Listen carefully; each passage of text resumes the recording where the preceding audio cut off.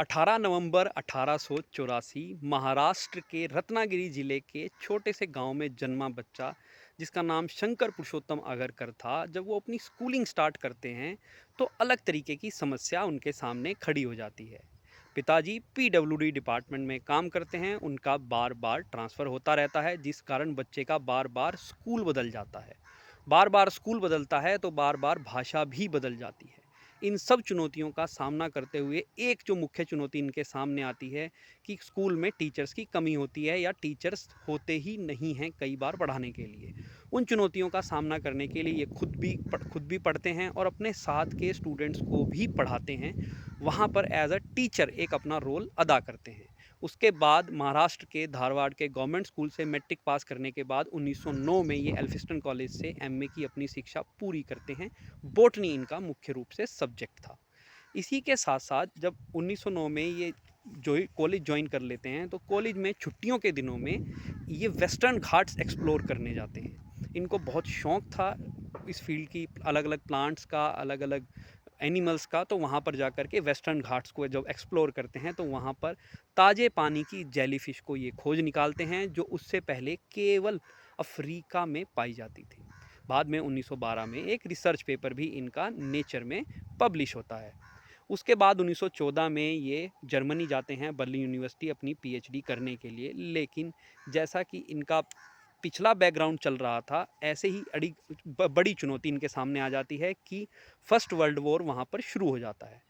जैसे तैसे करके वहाँ ये सरवाइव करते हैं, वहाँ पर भी बहुत सारी चीज़ों को एक्सप्लोर करते हैं। बाद में जब वापस आते हैं कलकत्ता तो लेकर भी अपने साथ अलग अलग प्लांट्स को वहाँ से लाते हैं और 1919 में अपनी पीएचडी बर्लिन यूनिवर्सिटी से ख़त्म करते हैं।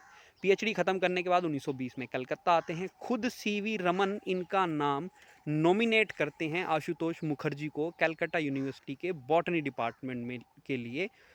तो वहाँ पर फिर ये काम करना शुरू कर देते हैं बॉटनी के फील्ड में। वहाँ पर ये अच्छा एक रिसर्च सेंटर एस्टैब्लिश कर देते हैं। इसके साथ साथ ये कई अपनी ड्यूटीज़ जो हैं उनको पूरे तहे दिल से भी करते हैं और उसके साथ साथ इंडियन नेशनल साइंस कांग्रेस को भी लीड करते हैं। जब इनको ये पता लगता है एक लंदन ओवरसीज़ फेलोशिप है जिसमें जो पैसा है वो भारत के रॉयल लोग, ये भारत के राजा महाराजा परंपरा वाले लोग देते हैं, लेकिन वो फेलोशिप केवल 1931 तक ब्रिटिश मूल के लोगों को ही या स्टूडेंट्स को देते थे, भारतीयों को वो नहीं मिलती थी। ये उसके खिलाफ लड़ाई लड़ते हैं और 1931 से वो फेलोशिप भारतीयों को भी मिलनी शुरू हो जाती है। उसके बाद ब्रिटिश लोग शिवपुर हर्बेरियम पार्क जो कलकत्ता में स्थित है, उसको शिफ्ट करना चाहते थे लंदन में। उसके खिलाफ ये पुरजोर विरोध करते हैं और उस जो हर्बेरियम पार्क है शिवपुर का कोलकाता में, उसको वहाँ लंदन जाने से रोक देते हैं। उसके बाद 1946 में अपना कार्यकाल पूरा करने के बाद कलकत्ता यूनिवर्सिटी से शंकर पुरुषोत्तम आगरकर रिटायर हो जाते हैं और रिटायर होने के बाद वापस पुणे उनको बुला लिया जाता है। पुणे जा कर के वो Maharashtra association of cultivation sciences MACS की स्थापना करते हैं। लेकिन उस समय फंड्स की कमी, उन सब चीज़ों के बावजूद ये खुद का पैसा भी अपना उस इंस्टीट्यूट की एस्टेब्लिशमेंट में लगाते हैं। उसी जब इनके इसी किस्से को जो मैं आपके साथ साझा कर रहा हूँ इसको पढ़ते हुए आपको बताते हुए एक किस्सा इसमें ये भी आता है। ये अपने रूम में पंखा तक भी लगाना उसको लग्जरी समझते हैं, उसको वेस्ट ऑफ मनी समझते हैं कि वो पैसा कहीं इंस्टीट्यूट में और जगह में खर्च कर सकता हूँ। MACS को बाद में ये काफ़ी एक अच्छे रिसर्च सेंटर के रूप में एस्टैब्लिश कर देते हैं। बाद में 1956 में आकर के इनको कैंसर नाम की भयानक बीमारी हो जाती है, इनकी एक सर्जरी होती है।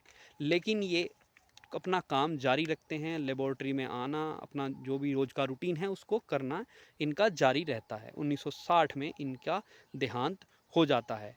लेकिन 1992 में आकर के जो Maharashtra association of cultivation sciences है उसका नाम इनको एक इनके नाम के ऊपर रख दिया जाता है, जिसको आज हम शंकर अगरकर पुरुषोत्तम शंकर अगरकर इस तरीके का नाम है, इंस्टीट्यूट पुणे उसके नाम से जानते हैं।